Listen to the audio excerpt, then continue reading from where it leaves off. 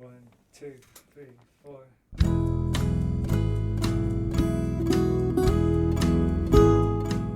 Hello, you're listening to the Skylight Books podcast series.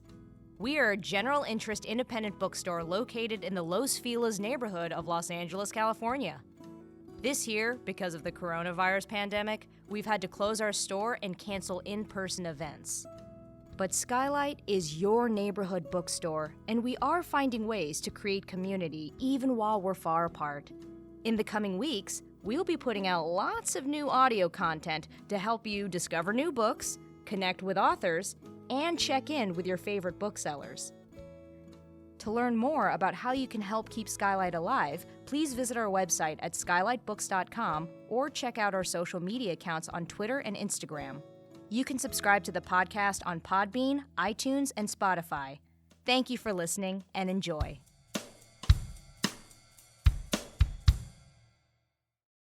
Tonight we're so delighted to be hosting this Pride Month poetry reading with Charles Flowers and Blas Falconer. Thank you all for joining us. I'm gonna read their bios, and we're gonna kind of do mostly reading, not so much conversation between the two of them. They're gonna read poems, and then we'll open it up for questions, so it'll just be a big, delightful hangout with all of you.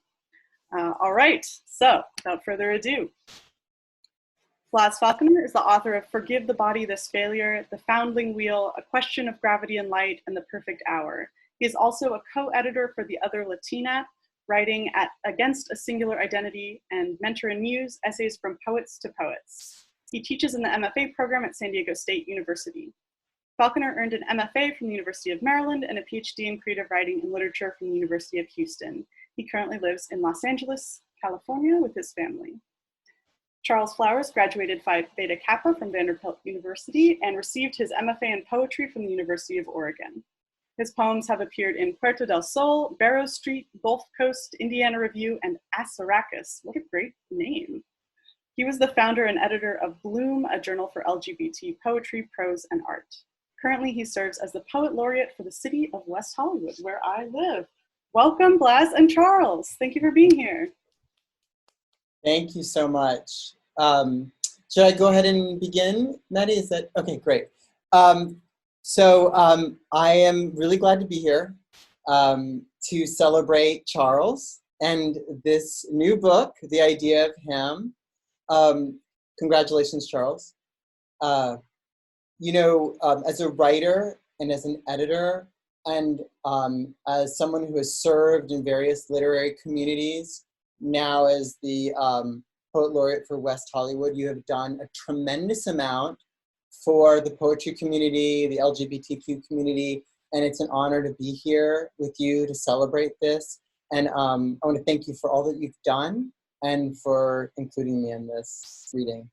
And I want to thank everyone who's here tonight. I see so many familiar faces, and it's so good to see you. Usually when I read, I like to read the newest material because that's usually what I'm most excited about. But tonight, I wanted to select poems that I thought might be more fitting for what's happening around the world, what's been happening these last few months, and what's happening in this country, what's been happening in this country these last few weeks. So I'm going to go ahead and get started. I have like poems and books and things all over my desk. I'm glad you can't see it. Let's see.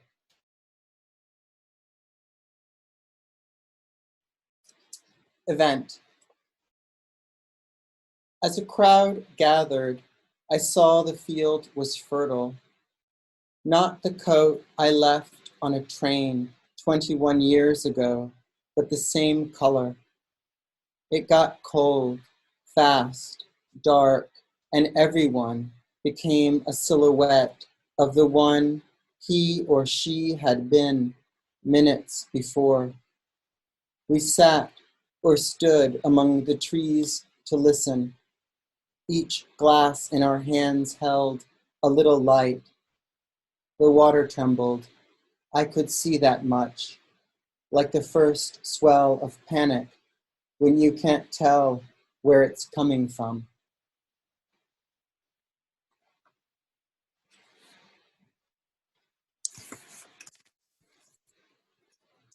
Fatherland. The heat not having broken all month long, we stood in line and watched a boy race down the park's tallest slide, drop into the shallow pool below, from which he rose, renewed, a look of joy, relief across his face.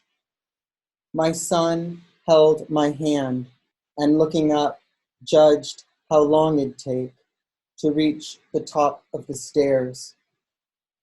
In front of us, the man a head taller, 50 pounds at least, more than I, wore red trunks, his hair dark brown, short.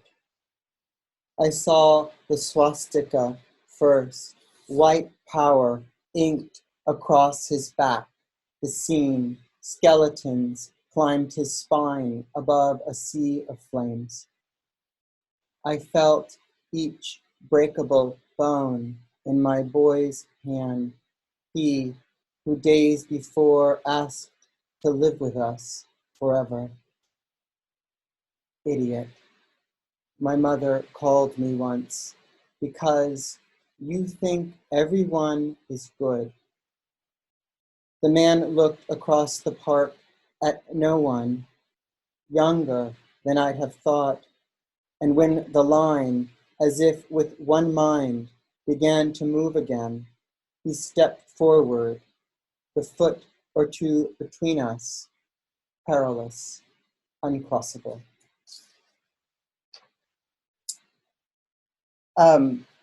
I was raised Catholic, and I found Mass terribly boring, and fought every Sunday to not go. But I have to admit that one thing that I found fascinating was communion. And I think it was just the intimacy of the moment when the person was standing in front of everybody. And I was particularly struck by those people who would close their eyes and open their mouths, which seemed like the most intimate thing you could do in front of everybody to receive this host. And it was almost more holy than receiving. I'm certain it was more holy to me than receiving the communion, was witnessing it. And as I was writing about that, witnessing that, I was thinking about other times in our lives when we feel that sense of kind of humility and openness when we meet each other, or when we meet some sort of occasion. Communion. They open their mouths because hunger speaks for the Spirit. You know this by the way they close their eyes, how they push the world away, all that light through the window, unbearable to watch, as watching two people say goodbye at the airport is, almost. The public display of grief, how they hold each other in their private dark, which is its own brief prayer.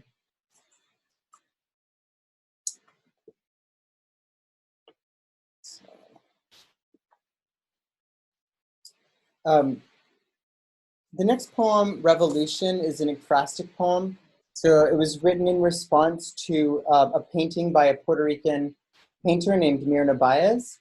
It's called Platanal, which is a plantain orchard. And it's written with my grandmother in mind. My mother was born and raised in a very small town in Puerto Rico.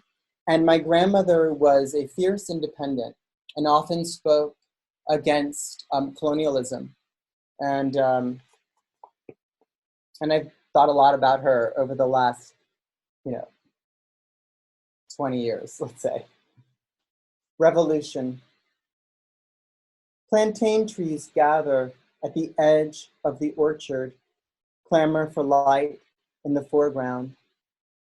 They seem to grow as one, as if they'd fill the field and the mountains behind them, leaves large and frayed. We stood there once, or someplace like it. So here we are again, it seems, years later, branches leaning over the road, you in your long skirt, looking out as if to recall something you meant to do. My country, I hear you say still. But if that's dust in the hills, you know what's coming to the field. You'll stand among them till there's nothing left to see. I'll wait beside you, though I don't know what we're waiting for.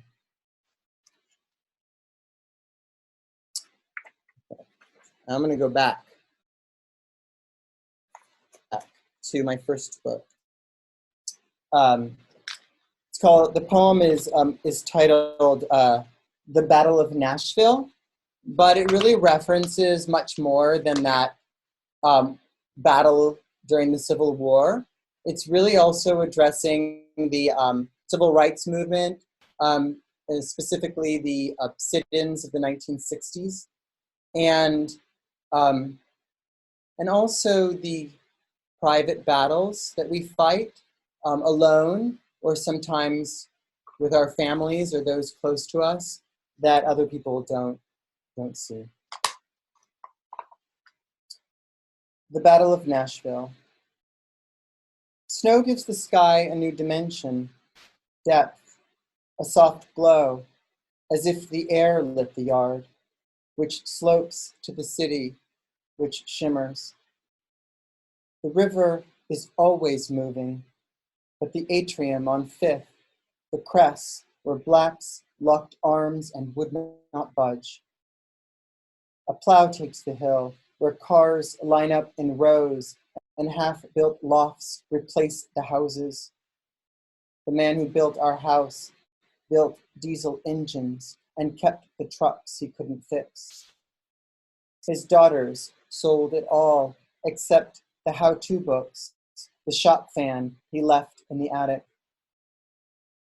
We're not brave, but we find one another in bed each night, your hand or my hand reaching out. In the morning, you take the trash and I make the coffee. Nearby, battles were fought and men whose wives waited for them died. If soldiers held the highest ground, one stood here. If there is one, there is at least one more. Standing shoulder to shoulder, they share a blanket as snow settles in the trees. I think they are afraid. I think this is love.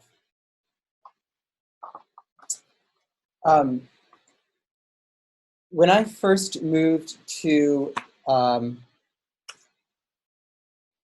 Los Angeles, my husband and I went to dinner. We moved with our two boys, so we'd been together for a while. And we went to dinner at this restaurant, and in the middle of the dinner, my husband reached out and took my hand, and I flinched. And I remembered a moment in my 20s when I had been assaulted for a similar, seemingly small gesture of affection.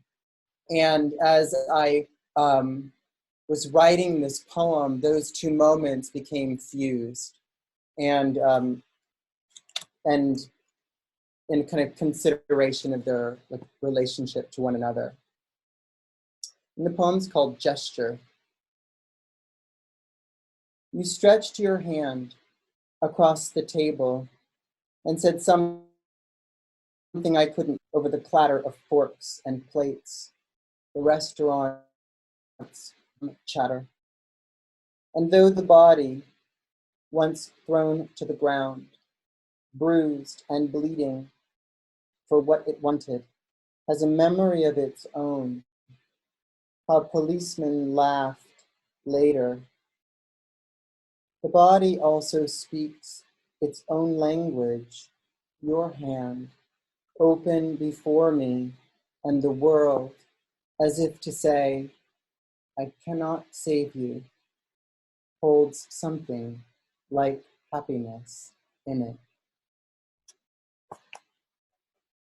And I'm going to end with one poem that is not my own.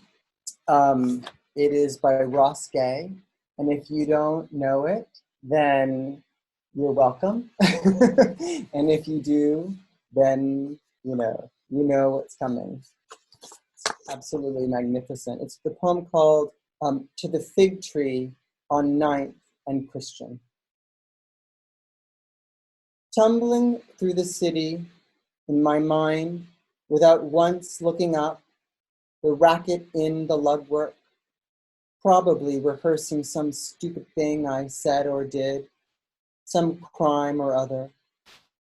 The city, they say, is a lonely place until, yes, the sound of sweeping and a woman, yes, with a broom, beneath which you are now, too, the canopy of a fig, its arms pulling the September sun to it. And she has a hose, too, and so works hard, rinsing and scrubbing the walk, lest some poor sod slip on the silk of a fig and break his hip, and not probably reach over to gobble up the perpetrator. The light catches the veins in her hands. When I ask about the tree, they flutter in the air, and she says, take as much as you can. Help me. So I load my pockets and mouth, and she points to the stepladder against the wall to mean more. But I was without a sack, so my meager plunder would have to suffice. And an old woman whom gravity was pulling into the earth loosed one from a low slung branch, and its eye wept like hers, which she dabbed with a kerchief as she cleaved the fig with what remained of her teeth. And soon there were 8 or 9 people gathered beneath the tree, looking into it like a constellation, pointing. Do you see it? And I am tall and so good for these things. And a bald man even told me so when I grabbed 3 or 4 for him, reaching into the giddy throngs of yellow jackets, Sugarstone, which he only pointed to, smiling and rubbing his stomach. I mean, he was really rubbing his stomach like there was a baby in there. It was hot. His head shone while he offered recipes to the group using words which I couldn't understand. And besides, I was a little tipsy on the dance of the velvety heart rolling in my mouth, pulling me down and down into the oldest countries of my body, where I ate my first fig from the hand of a man who escaped his country by swimming through the night, and maybe never said more than 5 words to me at once, but gave me figs, and a man on his way to work hops twice to reach at last his fig, which he smiles at and calls baby. Come here, baby, he says, and blows a kiss to the tree which everyone knows cannot grow this far north, being Mediterranean and favoring the rocky, sun-baked soils of Jordan and Sicily. But no one told the fig tree or the immigrants. There is a way the fig tree grows in grooves. It seems to hold us. Yes, I am anthropomorphizing, goddammit. I have twice in the last 30 seconds rubbed my sweaty forearm into someone else's sweaty shoulder, gleeful, eating out of each other's hands on Christian Street in Philadelphia, a city, like most, which has murdered its own people. This is true. We are feeding each other from a tree at the corner of Christian and Ninth. Strangers, maybe, never again. Thank you so much for listening. Thank you.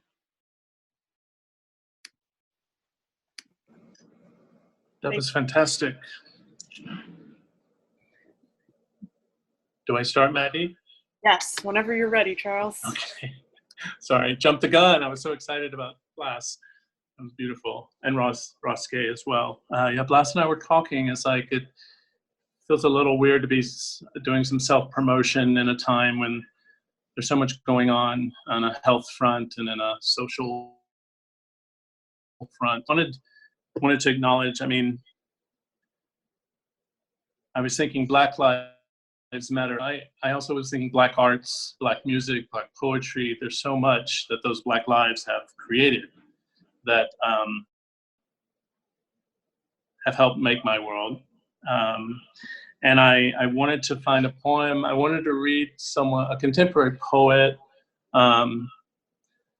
but also kind of acknowledge the historical context. And I found a poem by my friend Honore Jeffers, and I have to pull it up on my phone, I'm sorry. This is on the Academy of American Poets website, poets.org. And her new book is called The Age of Phyllis, and it's about Phyllis Wheatley, the first sort of African-American poet in the late 1700s who was a slave and then became a freed slave and wrote. And she's sort of where African-American tradition usually begins, but it's about not only her, but also the context and the times in which she found this poem that Honore wrote about Sojourner Truth. And Sojourner Truth is known for many things, but she's known for this speech in 1851 at this women's rights convention about women getting the right to vote and other things. And it's often known as the "Ain't I a Woman" speech, very well known. And what I learned in this poem is that there are two versions of that speech. It was done in 1851, and it was transcribed and published in a Black newspaper at the time. But then 13 years later, a white woman rewrote it using a Southern vernacular, even though Sojourner Truth is from New York.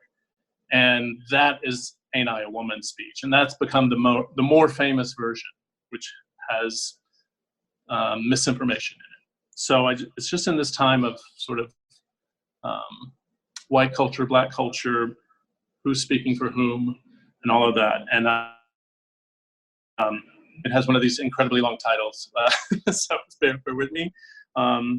It's called "The Prophetess Sojourner Truth Discusses the Two Different Versions of Her Most Well-Known Speech, One Nearly Unknown and One Very Beloved, Yet Mostly Untrue."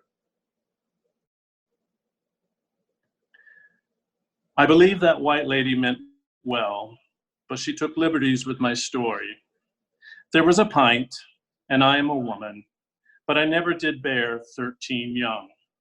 There was an audience, and I did stand, at first hesitant, but then speaking God's clear consonants in a voice that all might hear, not with apostrophes feeding on the ends of my words. And I am 6 feet tall, and some might say broader than any man. And I was a slave, and my child was taken from me, though I fought to get him back. And I did work hard, and I did suffer long, and I did find the Lord, and he did keep me in his bony-chested embrace. And if I showed you my hands instead of hiding them in my sleeves or in a ball of yarn, you could see my scars, the surgery of bondage. And I have traveled to and fro to speak my gospel talk. Surely I've got the ear of Jesus. But I forgive that lying woman because craving is a natural sin. She needed somebody like me to speak for her and behave the way she imagined I did, so she could imagine herself as a northern mistress. And there I was, dark and old, soon to fold my life into death's greedy hand. And in this land and in this time, who could never shout her down. Honore's amazing poet. If you go to poets.org, you can hear her read that poem in her delicate, beautiful Southern voice. It just really resonated for me at this point. I am so grateful to be here. I'm so grateful to Skylight. It's my favorite bookstore. I used to go to Skylight before I moved to LA. I met Carrie Slattery, one of the longtime managers there. Today's her birthday, so happy birthday, Carrie. And Maddie for putting all this together. And Blas, I'm so grateful to read with you as well. We met at AWP many moons ago, many dance floors ago. I was so happy when you moved to LA. So this book is an interesting compendium, I guess. There are poems in here. I'm going to read six poems, and some are 30 years old, and some are written last year. So it's a wide range, and I'm going to start with a very California poem, and a couple of recent poems. This one and the one I'm going to end with, I use some song lyrics. This is very risky. I use some long song lyrics, and I actually am going to attempt to say those in the right tone. So bear with me. It's just something, and I'm working on a new poem now, and I'm doing the same thing. So I don't know what that's about, but that's something I'm doing now. It's called Jacaranda, which is a tree. It's late May, and jacaranda petals cover King's Road. Small purple blossoms across the asphalt and sidewalks. Each car shine blotted and stained. Yet their beauty cannot be denied. On my first encounter with their purple light, I fell into the land of Dr. Seuss, where bright trees and a talking cat can teach a boy a lesson. Imagine myself in a forest of purple. I wish, where melancholy Sondheim sings to me, I wish more than anything, and I'm back in Tennessee, finding my mother alone on our screened porch, listening to the summer night and the heart's litany. To be single, to be married, to have a child. My heart was just beginning to dream its own tale, a prince to rescue me from a Baptist dragon. I wish. Today, a purple tree and plangent show tune remind me how the heart endures. Its chorus of desire never abandons me, season after season. I'm very grateful to have an opportunity to get an MFA at the University of Oregon. Garrett Hongo is the director of the program, who's here, I believe. I saw him. And when I took the MFA, because it was and Garrett helped me to make that decision to do that, because he's like, give yourself a chance to write. I had written a little, but I wasn't sure if I was a poet, if it was something I could really do or sustain. And so I went to Oregon, and the oddest thing is I found myself, having lived in New York and then I was in Oregon, found myself writing about things I didn't expect to write about, primarily the South, where I had lived and loved. And this is the first poem. Since this is Pride Month, this is my first poem where I sort of came out as a poet, I guess, and just sort of and again, it's something I wouldn't think I would write about. It's called Football. Boys in the field, a cold, clear light washing over them as they move, shifting lines and circles. I watch legs bend, their arms curl each other's waists, bands of muscle and bone that join and break away easily, quickly, tackle made. I smell their film of sweat, watch their faces flush through the mist of their breath. Desire stretches through me the way a canvas rips, pulling and ting until stitches burst.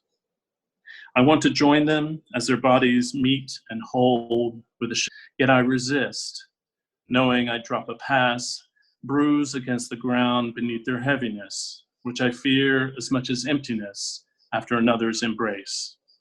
I want to know how they can gather as one, a tumble of arms and legs, then walk away, separate to themselves, as if untouched by all that flesh. the way a man will cling to a woman, pushing her away and falling through her into his own passion.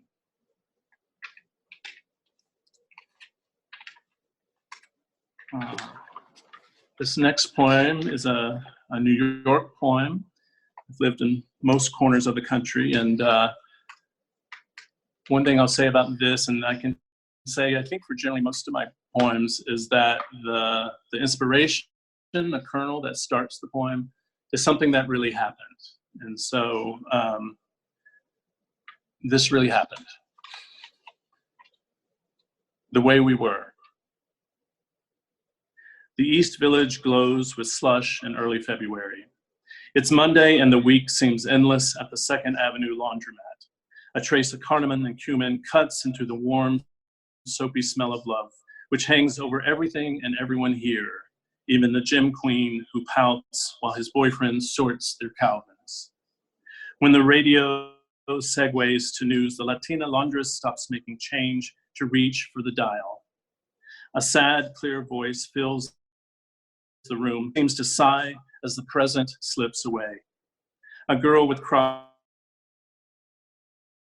green hair looks up from Portrait of a Lady to stare at the dryer, thinking of the farm in Wisconsin where her mother hangs her sheets out to dry in the wind.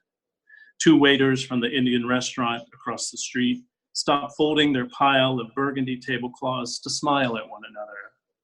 The pouty boy stands up to tickle his boyfriend, who's lip-syncing, eyes closed, remembering their first kiss.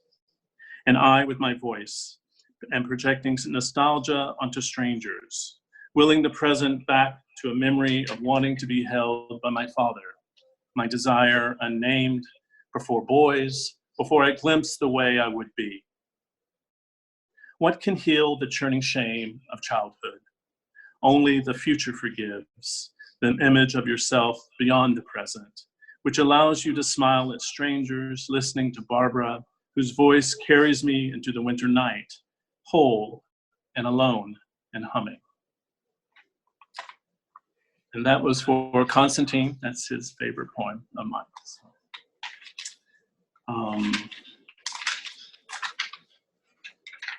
The next poem is again another subject I wouldn't think I would write about. It's called, My Father's Playboys.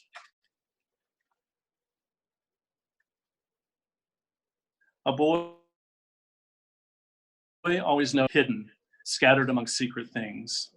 My father kept his Playboys in a bedside drawer, tucked between fishing journals and road maps, ballpoint pens, football schedules, and a measuring tape. How I found them remains lost. An empty house, a dusk of transgression. There was only 1, sometimes 2, not a year's worth, no subscription of lust, just a rare random purchase. July 1974, March 1977. I was amazed by what I found inside. Each mouth open, their eyes so clear, their curves against desire's hard backdrop. A hayloft, a strand of bleachers, the hood of a car. They were everything my mother was not. Blonde, naked, silent. Those centerfolds were my first lesson in the heart's most difficult trick. You can want what you do not love. You can love what you do not want.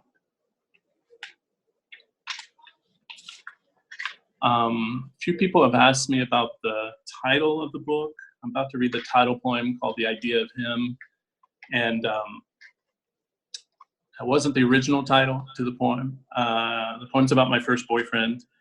And it was named after him. But, the idea of him was a phrase I used in it because you can tell I write a lot about desire and the heart. And, sometimes the idea of something is better than the something. If there's a couple that says, looks good on paper, but doesn't work. So that's kind of the idea I play with a little bit in remembering this first man, this first boyfriend. The idea of him. On a dirt road bordering a field behind his house, I stood for a whole roll of black and white. Not the poses of childhood, but alone against a backdrop of waist-high grass and budding trees. He told me where to stand, but nothing else. My arms empty and awkward, I didn't know whether to grin or frown. So I did both, folding my arms, then releasing them before fanning them out from behind my head, as after sex. It was Sunday, and the mate was rising, my legs sore and sweaty from hours of dancing the night before. A photographer who wore black, he danced with his hips and his fists, his face a grimace until asked his name. At 4 a.m., we walked past houses of folks dreaming of work and church to the slow negotiation of the front door and first kiss. I was drunk and afraid of my body, his cock wet in my hands, a cry opening into water. I never saw his pictures of me, yet every day I pass men my age then, with the same and flutter in their eyes as they move toward what they want. And their hearts, I imagine, are pure. I want to tell them about losing something before you have it, or even know what it is. But I hurry past them toward home, as if somebody were waiting for me to open the door and embrace him, or the idea of him. This morning, my desire, thin as mist, lifts from the web of his smile, his green, his red thinning hair, the white ridges of his back, his wrist circling the lens, my face a blur, then distinct and his. I'm going to close with a poem I wrote. You'll see when I wrote it. It's obvious, but it was reprinted last year in the One City, One Pride Arts Festival that City of West Hollywood has, and has a complicated relationship sometimes with pride, which in this. The sun always shines on Pride Sunday. After Pride at the Gold Coast, the bar sits mostly empty, save for the older crowd who keeps the place open most nights. Baseball flashes across the screens, yet no one pays attention, but the husky, bearded bartender who makes you feel, if not wanted, then a little special. 20 years ago, I would have dreamed him home and mine and forever. Tonight, I settle for a smile and a wink and him remembering my name. When Age of Aquarius comes on the jukebox, yesterday's march comes to mind. Let the sun shine. Its remnants of glitter still gleaming the street outside. At times, I am of the age exhausted by pride. Decades of marching, chanting, the insistent, forced joy. Let the sun shine. What is the past tense of pride? Still, I crave the pageantry, how it felt to be young and gay and in the open air, unafraid and surrounded by so many who love the way I do. The heart's echo redeems the body, lifts me beyond the dark moments. We are always marching into the sunshine, our arms in the air, ascendant. Thank you.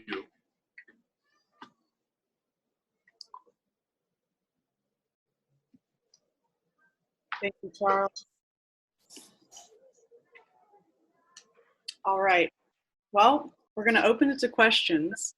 If you have a question, just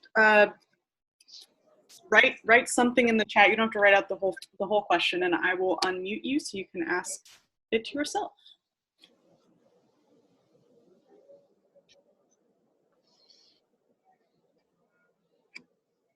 Also, feel free to take a moment to soak it all in.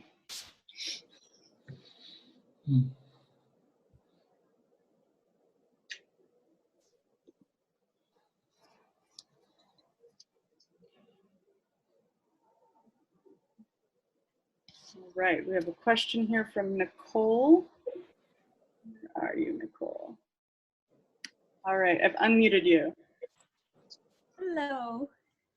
Hey. Hi, Charles. That was so beautiful. Blas, that was so great to hear you both read. It's interesting, Charles. Like I recognize some of those poems throughout the years, and I know how long and how hard you've worked on these poems. And I would love to hear you talk about what that is to carry work across, so many years and to pull it together. And I'm dying to see your cover. Do you have a copy with you?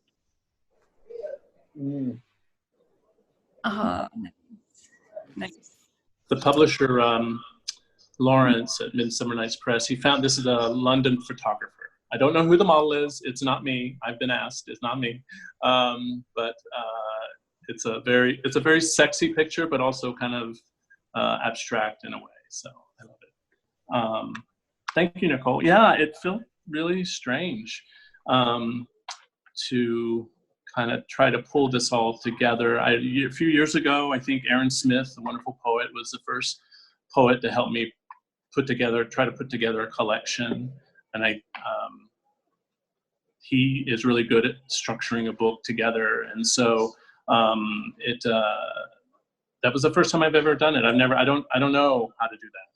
That's not something I had ever learned. And so it's a bit daunting because and Lawrence and I had a couple of back and forths with some reordering and adding some different poems and taking some out and stuff. So it feels really strange to have them all in one kind of place, but rereading it kind of in one sitting or so,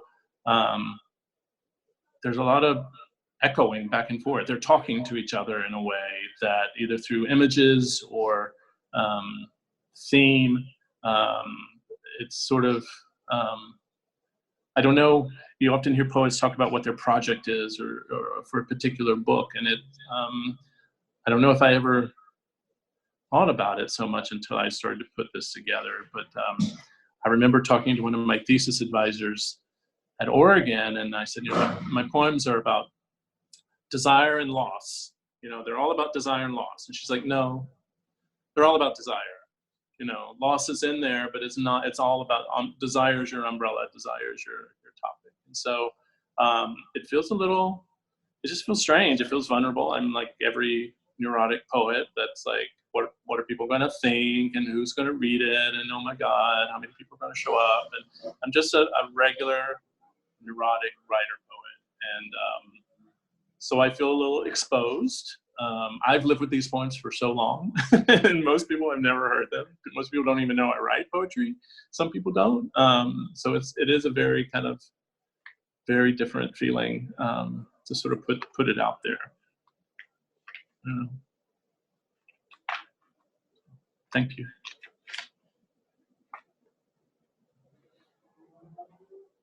Any other questions? Come on, be brave. You can also just, if you want to say something to either of the poets, that's fine. It doesn't have to be a question. I'll unmute you.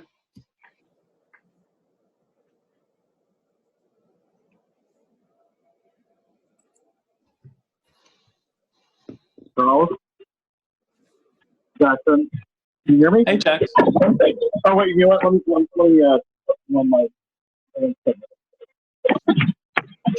Jackson is another Southerner. There are a lot of Southerners in here. I believe my sister's in here, was trying to get in here. Oh, your sister's in here? Oh, wow. My sister's here, Nicole, a lot of Southerners here. Well, I just want to say, I can't wait to read the whole book. The imagery was so clear and so cinematic, and so I just felt like it was so heartfelt and beautiful, and I just wanted to say that because I was very, very impressed, and it just took me to a different place, and I look forward to getting the book. Thank you. Oh, there's a question for Blas in the chat. Hi, Nicole. Hi, Jessica. How has fatherhood changed you as a poet? Oh, it's funny because I had a poem in there that I pulled out. from my second collection called Lighter, in which it's kind of in the moment, it was the moment where I realized, in the poem, my son had febrile seizures, our older son, and in this one night we were passing him back and forth, and I realized that everything that was important to me before was not important anymore, and so it really changed being a father.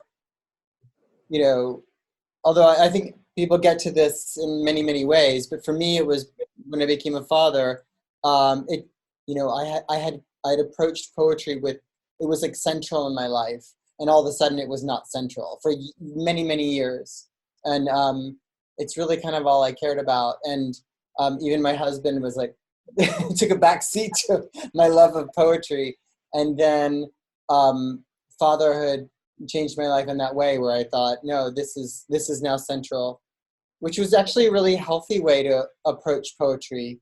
Actually, to be honest with you, it helped me to be kind of more playful, and also to think more about what is really driving me to write, not this world beyond, outside. Like, I'm so grateful to having these kinds of moments, these readings, and to be able to publish. But really, the great joy of being a poet is to sit and live with yourself, and to write, and kind of understand where you are in that moment.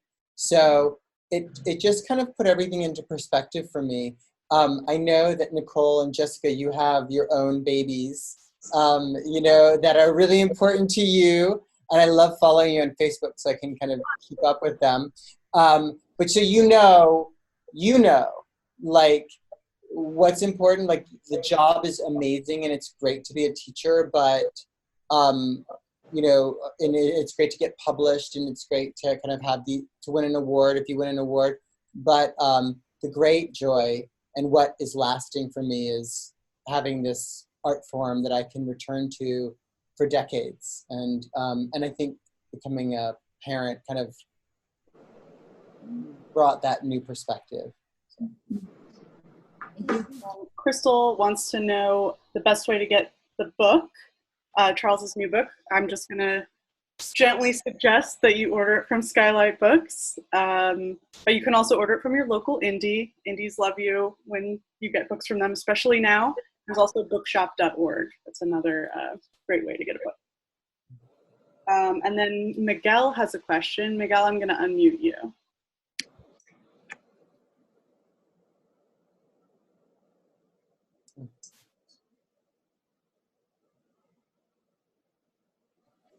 Maybe that's not working. I'll just read his question. All right, he says, hi, Charles, congrats. Can you talk about place in the book and how you managed to think about bi-coastal cities and the gay experience?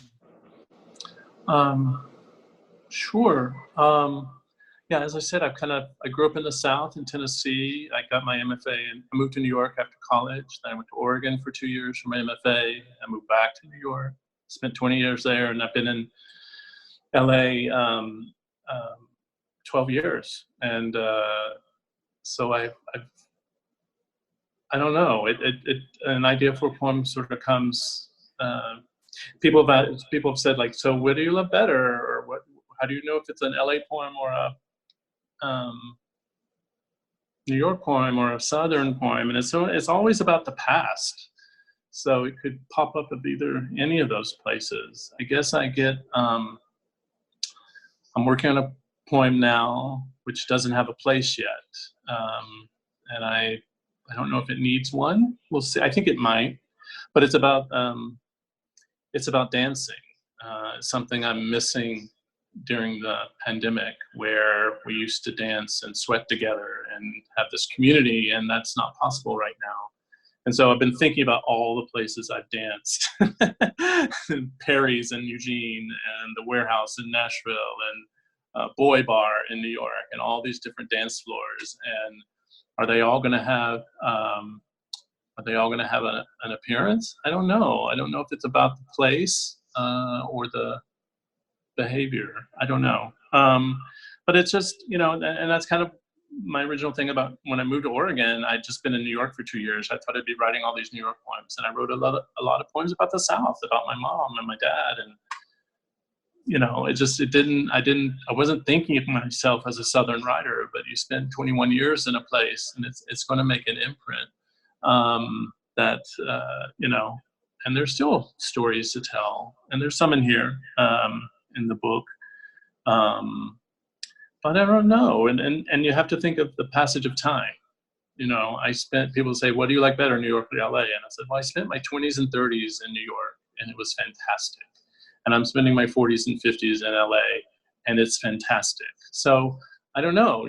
You have different needs. I mean, it's obvious, I guess, different needs at different times in your life. And do I miss New York? Absolutely. Do I miss the South? Absolutely. It's like, but if I'm not in LA, I miss LA. So I don't know. I don't know if that helps or not. But Miguel, thank you for showing up. I know you're teaching actually in another Zoom class, probably side by side. So I hope that helps.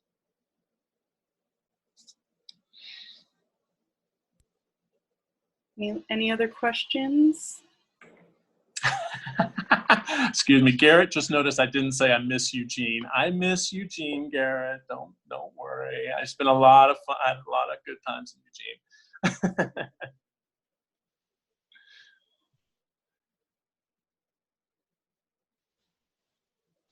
Do the poets have questions for each other? I want to know what Blas is working on now. That's a very interesting question. And personal. For me, I'm excited to hear. Yeah. So I'm working on a couple things. I've been working on a manuscript of poems tentatively titled Fatherland for a while. It's been slow, but good. Though for the last couple of months, I've found it almost impossible to write my own poems. And I've had the great pleasure of working on a translation project that I'm doing with somebody else who's here, Mariano Zaro, who's in the reading, who has this unbelievable book called Padre Tierra, and here it is. So I've been kind of reading over this book by Mariano Zaro that's just excellent, and so I've been translating that and doing that instead of writing my own work. But I feel like now that that's kind of making headway on that, I'm going to start going back to my manuscript. So how about you? What are you working on now?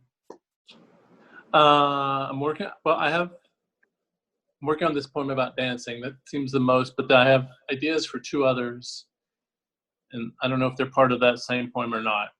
Maybe it's a 3-part, but I have a question. Do you feel like your poems are changing now that you have this book out? Like, do you feel like you're kind of pivoting in any way, or does it feel like a continuation of what you've already done? I think they've changed a little bit in terms of I want to say lightness. I was in grad school when my father passed away and my mother passed away a few years after that. And so for many years, my books were heavily about kind of grief and loss. And I'm not feeling that right now. Or recently, I've been fortunate. I haven't lost anyone to COVID. I've had a few friends in the hospital, but they are all good. And so I haven't had that kind of grief. There are other smaller griefs, but I haven't had that. So I definitely feel a little freer somehow. And sometimes I just have a flash, a phrase will come to mind, and I'm like, okay, I have to file that away. I want to use that.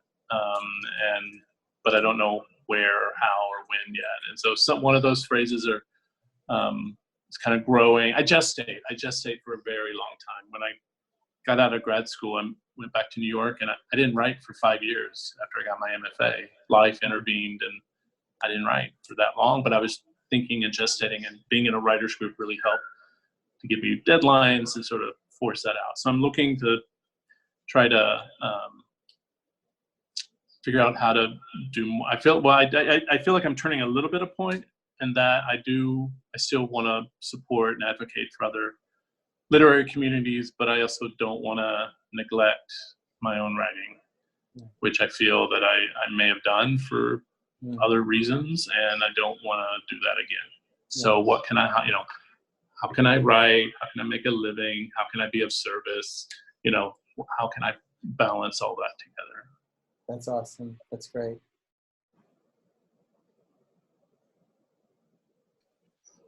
All right, we've got a question from Isaac. Isaac, I'm going to unmute you. Thank you, Maddie. I have a question for both writers, and I teach design, and I just wanted to ask a question about when is your most creative time? Evening or daytime, morning? And what do you do for your process to begin? What do you find that starts your creative juices? Go Blas. Okay. It's really been it feels like it's been a while. I have a very full home right now with a husband and two boys, young boys, who have had meltdowns in the time that we've been here, and a dog, a cat, a bearded dragon, fish. So there's a lot of going on here. So I actually write in bed a lot. It's usually where I can kind of like lock the door and get a little bit of privacy. And I also like that it's not so serious. Like somehow sitting at the desk, like I like working at my desk and my computer once I know I'm working with a poem. But, I think that I don't really know how you write a poem. I really feel like every time I write a poem, it's like this kind of mystery that happens. I'm just writing, and then it starts to feel like something tingly is happening. I've said before to students that it's like Narnia. How do you get there? Like they get through the wardrobe the first time, but then after that, they have to find, like it happens in other ways. And I feel like for decades now, that's what writing poetry has been like. And so I'm just writing, and I'm trying to not take myself too seriously and kind of allow there to kind of be an honesty and playfulness and whatever. And then hopefully something, that magic starts to happen. And then the left brain can kind of kick in and start to think about, like, all right, what are the organizing principles and what patterns are you setting? Like, and then that becomes fun once I know that I'm working, with something I might want to stick with for a while. And so I don't know if there's a time. I used to work all day before children. I would I loved it. It was amazing. I would wake up, I'd read some poems, write a little bit, go for a walk, come back, write a little bit. And it could be like a 10-hour day, but I can't do that now. So it's, it's usually kind of just free writing whenever I get a moment to myself. And then if it feels worthwhile, then kind of pursuing it, and really whenever I can. It's a great question. Beautiful. Thank you. Thank you.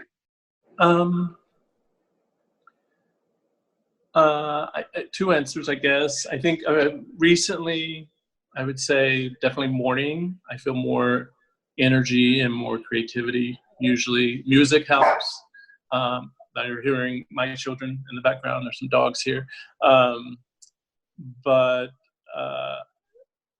I work better with deadlines. So I'm reading Pride Poets is a series that Brian Sonia Wallace is curating for the month of June for the city of West Hollywood every Friday from, I think, 6 p.m. to 8 p.m. There's a gaggle of poets. I don't know what you call a group of poets, a gaggle, each reading for 3 minutes on something they're working on or have just finished. So I have this poem that I don't even know if I'm in the middle of it yet. In the beginning of it, maybe still, but I have to read something in like 2 weeks from Friday. So that's going to help. That's going to help me. I need deadlines. And I think that's what was good about an MFA program or a writing group or accountability. I need accountability to get things done. So, but generally mornings, like I say, I gestate a lot. I think about it, all the time. If I'm reading something, or I think, oh, this I really, often reading other poets or even prose will get the juices flowing as well. So morning and deadlines. I see Jackson, you have your hand raised. Do you want to say something? Yeah, I have another question. With the dramatic world events, has that affected what your content or what your writing is? Because it's been such a rupture in life. I'm just curious for both poets if it's affecting you in a specific way. Very much, yeah. And I teach, several of my students are here tonight, and I think a number of people are struggling. And we talk a lot about like why or how it's affected our writing. And I think for me, my focus was so much, we have our obsessions, right? And that we return to maybe over and over again throughout our lives and find new ways to address them. And maybe my obsession is not really what I want to think about. You know what I mean? Right now, like they're just larger, more important things to think about. And so I think that's why I haven't been working on my own poems and have been instead gravitating toward translation, which I think has allowed me to kind of stay in touch with language and and enjoy the pleasure of language and all it can do. And I feel like maybe now I do feel like maybe I can return to it. And I do wonder, Jackson, I do wonder how it will shape, and I want to be open to it. I usually address subject matter more subtly. I address the political, but to me, like writing a love poem was political, 30 years ago. So, so to me, I always felt like that was just the way I worked. But I did read that poem Fatherland, which is an explicit kind of address to racism and white supremacy with my son, who's a person of color, is African American. So I do feel like, not that I know what I'm going to do. Like I said, I have no idea what the next poem is going to look like, but to be open to whatever it is I feel like I need to do. And because of what's happening. It's an excellent question and one I'm thinking about a lot lately. Yeah. Well, the poem I've been talking about, the dancing poem, that was kind of a direct result of the pandemic and the limitations we've had for the greater good. And the sort of social unrest recently, it hasn't affected my writing yet. It's affecting me personally. I'm thinking a lot about my own privilege that I've had. I was very, very fortunate in my education, and I have benefited. And I want to be an authentic ally. I've seen the sort of how do you be an authentic ally versus sort of a performative ally, like, oh, I'm a good white person because I do this, X, and Y, and Z. And so not broadcasting that to get, credit or gold stars for or something. But, I've just been thinking about it a lot. I've been to just one or two little protests, haven't done any major ones. I'm just thinking about it a lot. A friend of mine, Latinx poet Roy Guzman, was on Facebook. He shared that he wanted to buy 10 books by Black writers now as part of his action taking. And he was asking, he knew one poet he wanted to buy, and he was asking for suggestions. It was amazing, all the generative names and things. And I have to admit, I knew some of them. I didn't know a lot of them. And it's like, so I feel like I have some education of myself for this particular moment. I feel like I am a well-educated person, but there are gaps. And I want to do some work on that. And I've always sort of, in my working with literary organizations, I've always sort of advocated, obviously, for diversity and sort of representation. But I also, I don't want to, I don't know, it's hard to say this. I don't want to be a white savior. I don't want to think that I can solve this. People come in and they have the best of intentions, but it may not be what a particular community, like if someone came to me and said, well, this is what gay people need to do, and I would be like, well, why don't we ask the gay people what they want to do? And so I want to be supportive, and I want to be not just, I heard a great phrase, the intention doesn't matter as much as sort of the effect or the moment. I don't know. I'm rambling, but I've been thinking. I've been thinking. I want to think and listen and, support how I can. I haven't experienced racism. I mean, I just haven't. So it's not something I feel drawn to write about in that way. Susan Wood, I think it was Susan Wood, a wonderful poet. I think it was her. She's had many good books, but she said every white liberal has their race guilt poem that they gotta write, and it, because I don't know, it's what we carry around. And so I don't know. I haven't written that. I don't know if I will, but I think I can live in a way that helps rather than hurts. I think that's a good place to stop. What do you guys think? All right. Well, thank you so much, Charles and Blas. If you guys want to unmute and cheer and clap, we'll have a moment of noise. Yeah. Congratulations, Charles. Thank you for listening to the Skylight Books podcast series. Please don't forget to visit our website at skylightbooks.com and make sure to follow us on Twitter and Instagram.